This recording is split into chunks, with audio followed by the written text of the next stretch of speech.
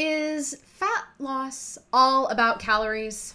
Well, today we're going to talk about that. I'm here with Adam Gilbert, founder of MyBodyTutor. I'm Haley Pulley, head coach here at MyBodyTutor. And today we're really going to get into, is weight loss really as simple as calories in versus calories out? And Adam has quite a few thoughts on this topic. I have a few thoughts on the topic as well. So we'll dig into it now. Adam, why don't you start us out here? Tell us the simple truth. Is it that easy?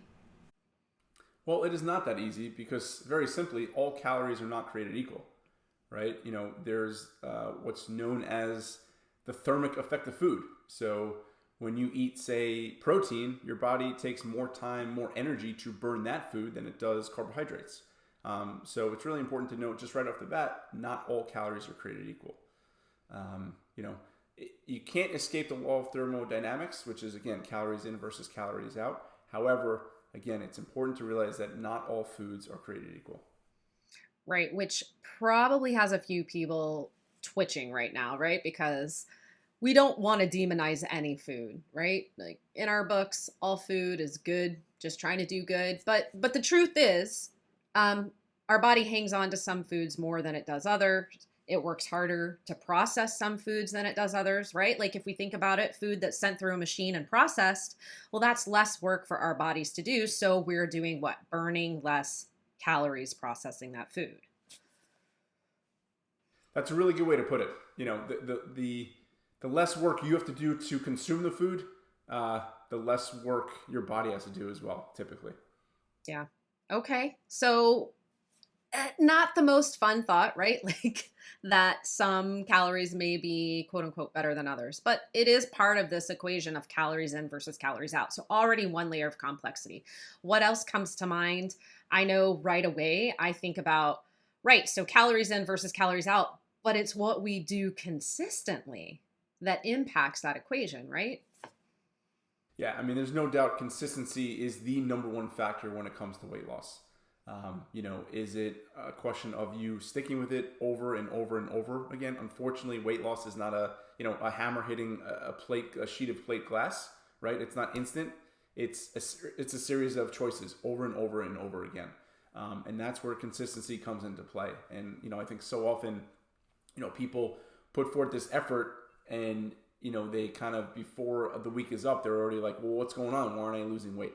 And, consistency plus patience is an unbeatable combination.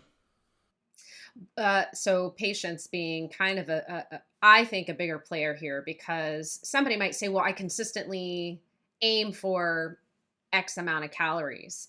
But it's a patience piece, right? Like, and not seeing what you expect in return. And I think, in diet culture, what happens is we shoot way too high in terms of what we're trying to achieve, some ridiculous caloric goal. And we end up in this kind of rubber band effect constantly. But remember, that's a consistency thing, right? And so if you're in that yo-yo, there's your consistency. So adding patience to that may mean creating a more sustainable approach to calories in versus calories out, which does require patience and a whole lot of daily practice. Yeah, and I think it leads into the next thing that's really critical for fat loss, which is self compassion, right? It's really important that you have self compassion. That you allow yourself the humanity to slip up, right? That you allow yourself to not have a quote unquote perfect day, right? Because again, so often we have these unrealistic expectations. We want to chase perfection. We want to go 110%. We never want to fail. We put our mind to something, but that's not how life goes, right? Chasing perfection is like chasing the wind. We're never going to catch it. And it's really important that you allow yourself the self-compassion to slip up every now and then, to indulge, to enjoy your favorite foods. At times it's important to roll up your sleeves and say, hey, all right, this week I'm going to really maybe, turn up the diet a little bit, the dial a little bit, right? And then maybe you have a really crazy week with work or family, whatever it is, and maybe you turn it down a little bit. But the key thing is you're not turning it off, right? And the ability to turn it off, up and down, I think is, ultimately a form of self-compassion. Right. So modulating instead of just completely quitting on it, right? And learning to be consistent in that modulation. right? So that you never hitting one end or the other, the all in or completely quitting. Yes, because if you're going too hard, I mean, likely, it's called peak shape for a reason. If you're going all in, that likely isn't going to be sustainable, and you're likely going to burn out. So you do sometimes, I often say, like, joke that the secret to working out consistently is to leave your workout feeling good, right? Versus leaving your workout feeling absolutely spent and exhausted, right? If Right. you leave at that point where you're energized and you're feeling good, that's good because it's going to make you want to come back. Versus, again, going all in where you're just like, I got nothing left, and you're sore for the next 3 5 days. Like, that's hard to get back to that. Right. So, kind of talking about how we're feeling, the other, I think, really important factor in a weight loss journey is this idea of emotional eating, right? Like that really impacts calories in versus calories out, right? Yeah, so many people. We're all victim of it. We're all, guilty of it. We all do it. I mean, it's not. There's no reason to feel guilty, but we all are emotional eaters, right? We're eating to change the way we feel. We're not actually physically hungry. We're hungry for something else. And I really believe that the number one reason why people are overweight and people aren't losing the fat they desire is because they're eating when they're emotionally hungry. Okay, so then kind of simple, not easy, but kind of simple if we work backwards kind of through these factors. Let's take emotional hunger. The antithesis of that is really learning the difference, right? What is emotional hunger? What is physical hunger? Kind of working through that. Right, and emotional hunger, comes on suddenly. We crave specific foods. We want a certain texture. We can have snack after snack, or food after food, and nothing hits a spot. That's emotional hunger, right? It always comes on suddenly. Again, it's for those specific things. Where physical hunger, which is what we want to listen to, typically comes on gradually. We feel it in our stomach a little bit. We feel it in our head a little bit. Any food, can really be appealing when we're truly physically hungry. But if it's 3 4 in the afternoon, or 8 9 10 at night, or whatever, whenever your most vulnerable time of day is, and you're like, ooh, I'm in the mood for this, that's typically emotional hunger, not physical hunger. Yeah, I always imagine like that moment where you open the refrigerator and you're like, what am I in the mood for? What do I feel like eating? I'm like, oh, it's totally emotional. Mood, feel, there it is. Exactly. Yeah. Anytime you're asking yourself what you're in the mood for, it's almost always emotional hunger, for sure. Yeah. Ugh. How many times a day do you do it? All right. So continuing to work backwards, self compassion. And we kind of tapped into this a little bit, but let's talk about how we defeat all or nothing thinking because it is rampant. I mean, society just says like you're either all in or you're all out, right? Like it's like inbred, especially here in the Western world, right? So let's talk about it. What are some strategies that you have, your go tos for defeating that all or nothing mindset?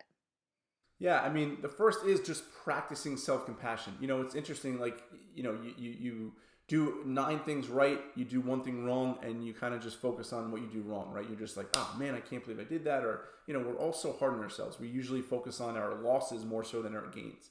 Um, and just a simple practice is, anytime you notice yourself with negative self talk, I challenge you to counter it with positive self talk. And I know it feels forced and it feels weird and hokey, but it's a powerful practice because so many of us are wired to just have this negative self-talk. Well, why can't we be wired to have positive self-talk? So something I've worked on with myself a lot, with other clients, is like anytime you have that negative self-talk, and like, for many of us that's not an issue. We have that negative self-talk a lot. Immediately counter with something positive. That's number one. That's a great way to kind of practice this self-compassion and just being kinder to ourselves. But in terms of all or nothing thinking, which so many of our clients experience and have, I think one thing that also helps is really separating this and breaking this down into a choice by choice journey versus a day by day one, right? Because when you break it down into a day by day one, the second we have a quote unquote slip up, it's like, well, screw it. I already, messed up. I'll start fresh tomorrow, or I'll start fresh Monday. I mean, how many clients have we spoken with who, just yesterday I spoke with someone. She told me she's been starting fresh on Monday for the last 5 years, right? So instead of having it be a day by day journey, practice a choice by choice journey, right? And I think that makes it a lot easier because let's say you eat, I don't know, 4 or 5 times a day, times, let's say 5, 3 meals, 2 snacks. 5 times 7 is 35. 35 times 4, what is that? 70, 140. I'd say you're eating 140 times a month. If you have, a few indulgences throughout the month, you're not going to throw away the rest of the 140, choices, right? Let's say you have 10 indulgences, you have 130 other choices. So I think thinking about it that way, it just really helps. Yeah. How about you? What do you think? So two things that I try to help my all or nothing thinkers work on. One, I have them really focus on their wins. Like usually I'll get some, information from them about all the things that went wrong in their day. Meanwhile, all I'm looking at are the wins, the places they want. And I really encourage them. I'm like, look, you're going to go where your eyes go. I took dance in college. It was always something we heard, like eyes up, chest up, eyes up, like wherever your eyes go. Like if you're in a pirouette and you're looking down at the floor, guess where you're going, right? So I tell my clients all the time, you go where your eyes go. If you're looking back, well, you're stuck in your past, right? So you go where your eyes go. Focus on your wins. And the more you focus on that, the more momentum you're going to gather, and you're going to realize you're doing a lot of things right. And most people are. You're so right. Like they focus on the one hiccup in their day. And it's like, oh, it was the worst day ever, right? So that's one thing I do. The other thing I remind clients is like, if you have a hiccup, if you hit a bump, if you make a mistake, pay no penance. Pay no penance for that mistake. You are human, right? Like, so this really tags onto like your self-compassion. So I'm like, don't pay any penance. Okay, so you overindulged at lunch. That doesn't mean don't eat dinner and try and like wrangle yourself to bedtime. And it doesn't mean blow the rest of the day. There is no penance needed to be paid for being human. Everybody messes up. It's okay. Just get right back on track. Follow the plan, feed your body, go to bed, feel good because you ended on a high note. Yeah, and it kind of leads into the first thing we talked about, which is consistency. It's important that you allow yourself, I totally just lost my train of thought. It's important that you allow yourself to have those ups and downs because, that's what I was going to say. The most successful clients are comfortable being less than perfect. They're comfortable sticking with the plan, being less than perfect, right? So it's really important that you allow yourself to be comfortable less than perfect while sticking with it. And that's really, really uncomfortable for perfectionists. I'm certainly a recovering perfectionist, right? And the old me would have said like, oh, well, I can't be perfect. I can't work out for exactly as long as I want, as long as I want. I can't eat exactly the way I want to because I have a dinner or whatever it might be. Like that is going to lead to inconsistency, right? Whereas the goal here is consistency. And it's like, all right, well, turn down the dial. Maybe do a shorter workout. Maybe just get something different. Maybe just eat a little less. Like whatever it might be, you have to get comfortable. For perfectionists, the discomfort is sticking with it while being less than perfect. That's the key, is sticking with it while being less than perfect. And that is super uncomfortable. It is way more uncomfortable to do that than to just, of course, say, screw it, I'll start fresh tomorrow or Monday. Right. Well, and I would say too, like one of the best things anybody can do is get an extra set of eyes on it, right? Like in particular for those of us who have such deeply entrenched like all or nothing mindset and have a really hard time kind of holding ourselves accountable to changing that mindset. So getting an extra set of eyes, getting some accountability on the outside. Listen, we all need help from time to time, but I think we've seen, it's proven that consistency can come with somebody standing by you and kind of holding your feet to the fire every day and saying, remember, this is the goal. And it's consistency and working on changing these things each and every day that really makes the difference. Yeah, I mean, I'm certainly biased. I mean, we've been offering accountability, for over 15 years now, since 2007. But we've seen what it can do firsthand for thousands of people. And when you have that extra set of eyes, it makes all the difference. I mean, consistency is the secret to so many things, right? The quote unquote secret. And if you have trouble staying consistent, getting accountability is going to make all the difference. And part of that key, though, is when you have that accountability is being vulnerable, right? Sharing where you need help, sharing your challenges, because it can't just, it's not all rainbows and butterflies, as we know, right? So part of making accountability work is saying, hey, here's where I'm really having challenges. Here's where I can use some help, or whatever it might be. This is a two-way street. Right. So in the end, calories in versus calories out is probably one of the most complex formulas that we work with on a daily basis. Don't you agree? Yes, there's no question about it. You know, and they certainly matter, but there's a lot of other factors that matter too.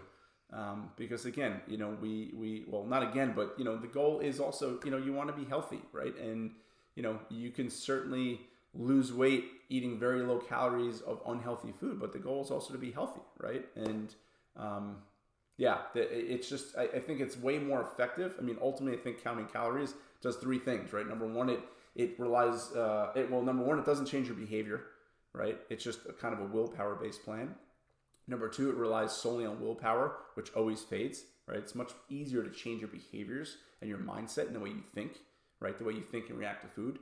And lastly, you know, counting calories eventually makes you crazy, right? And you don't need to do that if you focus on the things we talked about, because it will lead to consistency. So you know, that's the way I think about it. You know, counting calories to me is a pretty tough, crazy existence. I wouldn't want that for anyone. Yeah, I hear you. I agree. I mean, this is probably a different video for another time, but yeah, I mean, calorie counting has its place, but I don't think it has its lifestyle. Yes, well said. Cool. All right. Well, that's it. That's what we've got to share today about calories in versus calories out. We've given you guys some good food for thought, no pun intended. We've given you some, you know, tactics, some strategy, and we hope you enjoyed this video. See you soon. Hey guys, thanks for watching. If you liked that video, check out the link for another great video right here. And if you're having trouble staying consistent, if you feel like you know what to do but just can't seem to do it, I invite you to check out our coaching program. It's in the link below. We offer one-to-one accountability, coaching, support. I know you're going to love it, and let's go. Together we can make it happen.